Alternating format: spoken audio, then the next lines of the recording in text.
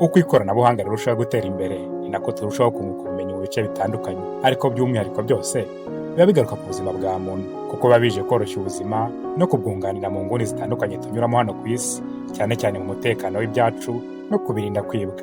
Uno munsi rero nk'inzobere TV show twabateguriye byinshi mutari muzi, udukoryo 14 twa fingerprint za telefone zacu. Muri iki kiganiro kandi urasobanukirwa uko fingerprint ubwayo ikora, uko ikoze, n'ibyo yagufasha gukora birenze uko wari ubizi.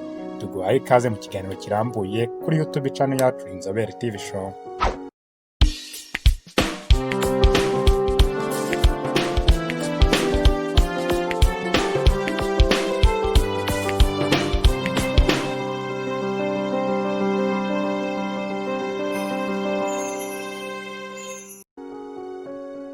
Twongeye kuguha ikaze muri iki kiganiro, wowe ufashe umwanya ugatega amatwi iki kiganiro twaguteguriye umunsi.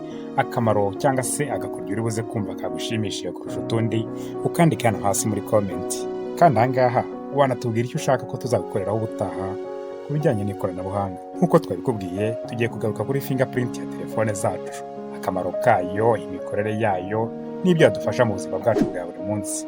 Ubaye utarakora subscribe, uyu ni umwanya mwiza wo kwikora kugira ngo ubutaha uzarusheho kunguka ubumenyi bwinshi mu ikoranabuhanga, kandi n'ibiganiro tuzajya dukora uzajya ubibona ku gihe, mu burezi, ubuzima, amateka, ikoranabuhanga, ubusobanuro bw'amazina yacu n'ibindi byinshi bitandukanye tuba twabateguriye. Mbere yo gukomeza, katubanze tumenye ubundi fingerprint ni iki, ikora ite, ikoze ite, ifite ubuhe mumaro. Ibi byose ni ibibazo byiza tugiye kubonera umuti kuri iki kiganiro. Ubundi uko ikoranabuhanga ryarushijeho gutera imbere, ni nako abantu bakajije ingamba mu kurindira umutekano ibyabo, by'umwihariko binyuze mu ikoranabuhanga. Ibi rero byatumye abahanga mu ikoranabuhanga batekereza ukuntu barinda umutekano w'ibyabo, ibikoresho by'ikoranabuhanga byabo, ndetse n'ibyacu muri rusange. Ariko by'umwihariko smartphone ari nayo tugiye kugarukaho uno munsi. Wakibaza uti ubundi fingerprint imaze iki, ikoze, uwayikoze yaragamije iki, ubundi umutekano wayo urizewe, yamfasha iki mu buzima busanzwe? Ibi byose ni ibibazo tugiye kubonera ibisubizo birambye muri iki kiganiro. Ubundi fingerprint za telefone nubwo muzibona kuriya, zikozwe muri tekinoloji 3 zitandukanye. Aha harimo iyo twita optical fingerprint. Iyi ikozwe n'uturahure tubiri turebana, ariko ikagira utundi duce twayo. Mu mikorere yayo rero, ifata ishusho abanye ku gikumwe cyawe, igafatwa na cya kirahure cya mbere, ikayohereza ku kirahure kindi cyo imbere. Iyo shusho yafashwe isa n'icuramye kuri ibyo birahure byombi, ikaza kwibika mu bubiko bwa telefone yawe. Ubundi iyi tekinoloji twayigereranya n'uko ijisho rya muntu rikoze, cyangwa se kamera izi dukoresha mu buzima bwacu bwa buri munsi, dufata amashusho, amavideo. Wakibaza ngo tekinoloji ya kabiri ni iyihe? Fingerprint yabikozwemo. Ubundi bwoko bwa kabiri bwa fingerprint nubwo twita capacitive fingerprint. Iyo ibikozwe n'utwo nakwita udusahane tubiri, ariko dukozwe mu buryo turebana, hakiyongeraho ko tuba dufite ubushobozi bwo gutwara umuriro, ariko muke, ku buryo utagira ibyo wangiza cyangwa se icyo utwara umuntu. Utu dusa n'udusahane rero nitwo twifashishwa mu kubika amakuru, by'umwihariko aba ari ku rukumwe rwa muntu cyangwa se urutoki. Wakibaza uti se yo ikora ite? Uko ikora rero, ibika ibimenyetso by'amashanyarazi yabonye ku gikumwe cy'umuntu runaka, yo ubwayo ikabyibikamo mu byo twita capacitive charge mu ndimi z'amahanga. Urwo rugirane rw'ibyo byose rero nirwo fingerprint ya telefone ikoresha mu kubika amakuru, ikuye ku rukumwe rwa muntu. Ubwoko bwa gatatu bwa tekinoloji fingerprint ya telefone ikozemo, ari nabwo bugezweho uyu munsi wa none, n'ubu ngubu ngiye kukubwira.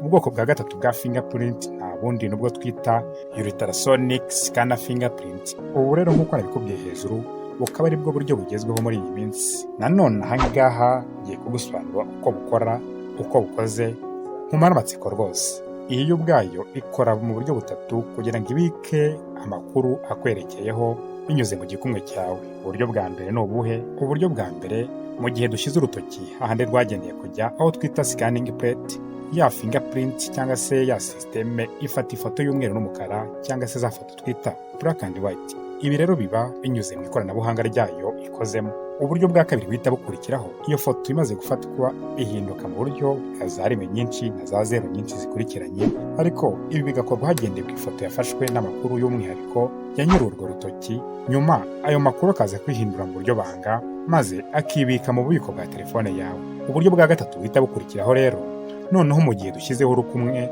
cyangwa se urutoki kuri hahandi rwageneye kujya nakubwiye twita scanning plate, ukarushyiraho ku nshuro ya kabiri cyangwa se ku yindi nshuro izakurikiraho, iyi fingerprint uko ikoze ihita igereranya amakuru yinjijwe muri ako kanya n'ayari asanzwe ari mu bubiko bwa telefone yawe. Mu gihe bihuye nibwo ubona telefone yawe isi ifunguka cyangwa se igakora icyo usabye. Iyo bidahuye rero ahangaha birumvikana ko ihita ifunga gahunda uyisabye. Noneho tumaze kumvira hamwe imikorere ya fingerprint, tugiye kurebera hamwe noneho udukoryo 14 ishobora kudufasha mu buzima bwacu bwa buri munsi. Ubaye utarakora subscribe wayikora ukanasangiza iki kiganiro abandi nabo bakamenya amakuru y'ingenzi y'utu dukoryo 14 twa fingerprint za telefone zacu. Akamaro ka mbere rero ni ugufunga no gufungura telefone yawe. Ahangaha kugira ngo ubikore uzajya muri settings za telefone yawe maze ukande ahitwa ngo security location. Aha nuhagera uzabona utuntu twinshi bitewe na telefone yawe cyangwa se n'ubwoko bwayo, ariko wowe uzahitamo handitse ngo fingerprint uhakande. Numara kuhakanda nihafunguka uzakande handitse ngo fingerprint manager. Ukimara kuhakanda nanone uzahita ubona handitse ngo create fingerprint. Nurangiza ushyiremo umubare w'intoki cyangwa se ibikumwe ushaka ko bizemererwa gufungura cyangwa se kureba ibyo washyize muri telefone yawe. Aha kandi ushobora no kongeramo izindi ntoki mu gihe bibaye ngombwa, ariko mwibutse ko numara gukora ibi uzakora kuri aka kantu kanditseho ngo unlock screen, kakaba icyatsi mbese kagafunguka. Twagiye ku gakoryo ka kabiri. Agakoryo ka kabiri rero nta kandi ni ugufunga no gufungura application za telefone yawe cyangwa se ububiko bw'amafoda ari muri telefone yawe. Wakibaza ngo bigenda bite? Nabyo kabigusobanuriye neza inzira uzanyuramo ukabikora. Ibi rero nujya kubikora uzanyura muri za nzira nakubwiye haruguru ko gakoryo ka mbere.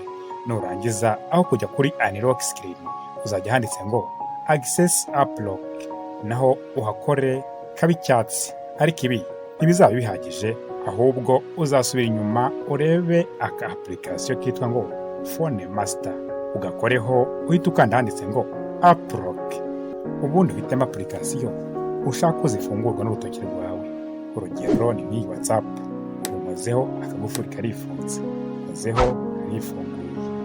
Ushobora no kujya kuri YouTube ugakandaho, umazeho karifunze, umazeho karifunguye. Bivuze ko ikindi gihe ninjya kureba iyi application kugira ngo nyinjiremo izansaba urutoki rwanjye cyangwa se igikumwe cyanjye. Agakoryo ka gatatu ushobora gukoresha fingerprint ya telefone yawe mu gushakisha cyangwa se mu guhamagara application zawe ziri muri telefone yawe utabanje kujya kuzishakisha hahande tuzishaka muri screen cyangwa se muri home.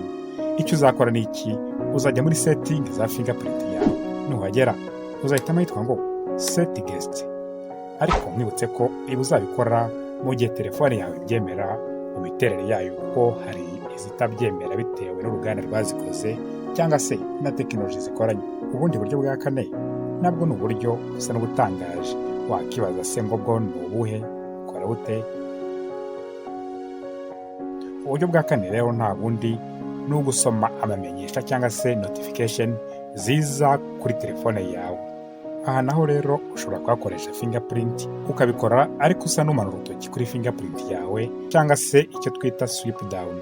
Ariko ubu buryo ntabwo bushoboka kuri smartphone zose cyangwa se telefone zose, ahubwo bushoboka kuri telefone za YAWE ndetse n'iza YAWE gusa. Niho uzakoresha ubu buryo mu gihe ushaka gusoma amamenyesha yawe ukoresheje fingerprint ya telefone yawe. Uburyo bwa gatanu rero ushobora gukoresha fingerprint ya telefone yawe mu guhindura umuziki ushaka gucuranga mu gihe wakoze icyo twita playlist. Ushobora no guhindura sonori ya telefone yawe ukoresheje fingerprint, guhindura amafoto. Mbese ubu buryo bwo bwagufasha byinshi bitewe n'icyo ushaka kureba. Ese icyo uzakora ni iki kuri ubu buryo bwa gatanu? Icyo uzakora hano ariko kitaboneka ku matelefone yose ukagikorera muri fingerprint gesture, ubundi ugahitamo ibyo ushaka kuyikoresha. Noneho nyuma y'ibi iyo umaze kuyikora, iyo ushatse nko guhindura umuziki, icyo ukora nta kindi ni ukunyereza urutoki kuri scanner ya fingerprint yawe ujyana ibumoso cyangwa se iburyo, maze ukabikora uko ushaka. Cyangwa se nanone nk'ibyo twita next previews ukabikoresha fingerprint hariya kuri scanner ya telefone yawe. Ikintu cya gatandatu cyangwa se agakoryo ka gatandatu nako kanze nkakubwire neza ubaye utarakora subscribe wayikora, maze ubutaha ibindi biganiro bikazajya bikugeraho ku gihe kandi vuba. Uburyo bwa gatandatu rero ushobora kwishyura ibicuruzwa binyuze ku cyo twita authentication Google Play Purchase. Ahangaho ni application iboneka byoroshye kuri Play Store, ariko iboneka ari uko uyishyuye ntabwo ari ubuntu. Ariko kugira ngo ubigereho Google izabanza ikubaze password yawe. Ibi rero bikunda ari uko nta wundi muntu uzi password yawe, nibwo uburyo uzakunda. Dore uko uzabigenza: fungura Play Store yawe, ujye muri setting zayo, ukanze hahandi hari uturongo dutatu dutambitse, reba handitse ngo fingerprint authentication cyangwa se handitse ngo payment methods. Mu gihe wamaze kwemezamo fingerprint yawe muri telefone yawe, aha uzakozamo urutoki gusa maze wishyure iyi application. Uburyo bwa karindwi cyangwa se agakoryo ka karindwi. Agakoryo ka karindwi fingerprint ya telefone yawe izagufasha nta kandi ni ukugira amakuru yawe ibanga ku buryo nta wundi muntu wayabona. Ese ibi byo bikorwa bite? Bikora bite? Aha uzakoresha application yitwa journal. Uko ikoreshwa rero nta kundi ni ukubika amakuru yawe ushaka yose, ikabika amavideo yawe y'ibanga, amafoto yawe y'ibanga ushaka yose, message zawe z'ibanga udashaka ko bijya ku mugaragaro. Iyi application rero iboneka kuri Android, desktop, Windows, Mac ndetse na Apple, ariko ikabika amakuru yawe binyuze ku cyo twita cloud.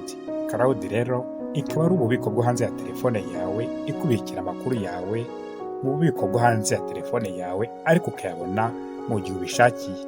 Ubu rero ni uburyo bwiza cyane kuko bubika ibintu byawe byose kandi ukanakoresha urutoki rwawe mu kubirindira umutekano. Agakoryo ka munani rero kuri fingerprint ya telefone yawe ni ukugira password yawe ibanga. Ese ibyo biteye bite?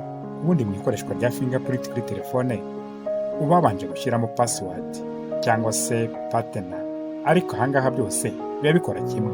Mu gihe rero waba uri kumwe n'abantu benshi cyangwa se waba uri mu ruhame, wowe wikoreshereza fingerprint kugira ngo hatagira umuntu ureba ijambo ryawe ibanga utakazakwiba amakuru udashaka ko ajya ku mugaragaro. Agakoryo ka cyenda ka fingerprint. Agakoryo ka cyenda ni ukugura telefone zo mu bwoko bwa Samsung ariko ukoresheje urukumwe rwawe cyangwa se urutoki rwawe. Wahita wibaza ngo ni gute bizakorwa mu gihe mfite iyi telefone? Iyi ni tekinoloji rero yagaragajwe na Samsung mu mwaka w'ibihumbi 2017, ariko ikaba ishoboka gusa kuri telefone za Samsung Galaxy. Ubu buryo rero bukaba bukwemerera kugura igicuruzwa, kwishyura igicuruzwa ushaka ariko ukoresheje urukumwe rwawe cyangwa se urutoki rwawe. Ubu buryo rero bwa Merchant POS machine buba bufite ikirango cya Samsung Pay. Rero mu gihe fone yawe yemera ibi, uzabona gahunda ya mudasobwa ukaba wayikoresha uko ushaka. Ahangaha niho uzashyiramo amakarita uzishyuriraho cyangwa se amakarita uzahahiraho. Aha ariko uhita unashyiramo urutoki rwawe, cyangwa se waba waramaze kuruhitamo, icyo ukora gusa ni ugukozamo urutoki, cyangwa se waba waramaze kubikora ukajya ukozamo urutoki gusa. Ubu buryo bwa 10 ni uburyo bwiza cyane uzafasha benshi. Ni ukugaragaza amafoto ushaka ko agaragara muri galeri yawe, ayandi ukayabika. Ese bizagenda bite? Bizakorwa bite? Nabyo kambikubwire neza. Aha rero ufata amafoto ushaka ko undi muntu azabona, akaba ariyo ufungura, andi ukayahisha. Undi muntu yareba muri telefone yawe akabona nta yandi mafoto arimo, ariko by'umwihariko burya barimo. Ese bizagenda bite? Ibi byo bizafasha benshi kuko hari igihe umuntu runaka afata nka telefone yawe ukumva muri wowe hari amafoto yareba, ukumva nko kugutera umusonga. Buri wese ashobora guhita yibaza uburyo bizagenda. Ubaye utarakora subscribe wayikora, maze nabyo ukabyibikaho. Dore uko uzabigenza rero: ushobora gukoresha iyo twita Gram app cyangwa se the maker of solo photo. Nanone kandi ushobora gukoresha iyo twita Feel Pay. Aha uhitamo amafoto udashaka ko azabonwa n'umuntu uwo ari we wese, maze ukayakorera muri solo photo, ubundi ukazajya uyabona nawe ari uko ukoresheje urutoki rwawe. Ubu buryo rero maze kukubwira bwa 10 nizera ko buzafasha benshi, kandi nk'uko nabikubwiye, agakoryo uri buze kumva kagushimishije kurusha utundi uze kukandika hano hasi muri comment. twikomereze ku gakoryo ka 11. Agakoryo ka 11 rero fingerprint yawe izagufasha no gufata ifoto cyangwa se selfie. Ese byo uzabigenza gute? Ahangaha ho nta kigoranye kirimo. Icyo uzakora nk'uko twahoze tubireba ni ukujya muri settings za telefone yawe, maze ugahitamo handitse ngo security and location, ugahita ukanda hariya handitse ngo fingerprint, ukareba handitse ngo fingerprint friction, ari naho dusanga aho wemereza urutoki rwawe. Ukajya handitse ngo touch function, ugahita ubona handitse ngo take photo, ugakoraho aka kantu kakifungura kakaba icyatsi. Ubundi wajya gufata ifoto ugakozamo urutoki gusa, ibindi bikikora bitakugoye cyane. Twikomereze ku gakoryo ka 12. Agakoryo ka 12 se ko ni akahe? Tukiri aha rero, hepfo yaho urabona handitse ngo accept call. Iyo ikizagufasha rero nk'agakoryo ka 12 ni ukwitaba guhamagaye utiri ukora kuri yes, kuko hari nk'igihe uba wanduye ntushake gukoraho, cyangwa se ukaba utari kuhareba kubera izuba ryinshi cyangwa se urumuri rwinshi, ariko wakozamo urutoki ugahita witaba umuntu bitakugoye. Aha naho rero uzakora kuri aka kantu kanditseho ngo accept call kifungure, nako kaba icyatsi nk'uko twayibonye hejuru. Twikomereze ku gakoryo ka 13, nako turebe icyo fingerprint ya telefone yacu izadufasha. Ku gakoryo ka 13 rero tutarava muri za nzira twanyuzemo, aha naho tuhasanga kandi kamaro kuko wafata amajwi y'umuntu muri kuvugana, nabyo ntabwo bizakugora. Icyo uzakora ni uko uzakanda ahanditse ngo call recording, naho nuhakora hazafunguka icyatsi nk'uko twa tundi two hejuru byagenze. Ubundi mu gihe wumva ushaka gufata amajwi y'umuntu muri kuvugana, ukoze mu rutoki rwawe, ubundi amajwi ushaka yifate bitakugoye. Agakoryo turi busorezeho nk'uko nakubwiye ko ndakubwira udukoryo 14 ni ugukupa inzogera ya telefone yawe mu gihe bibaye ngombwa.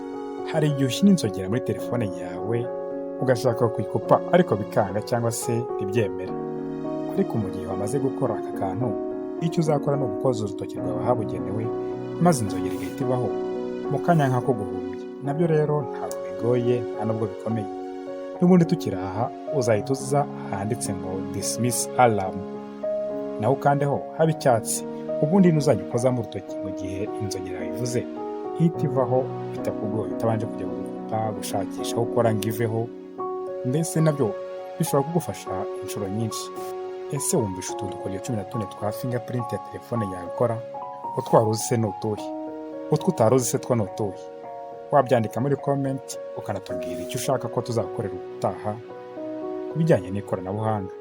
Aha kandi ubaye utarakora subscribe wayikora, maze tukazakomezanya mu biganiro biri imbere.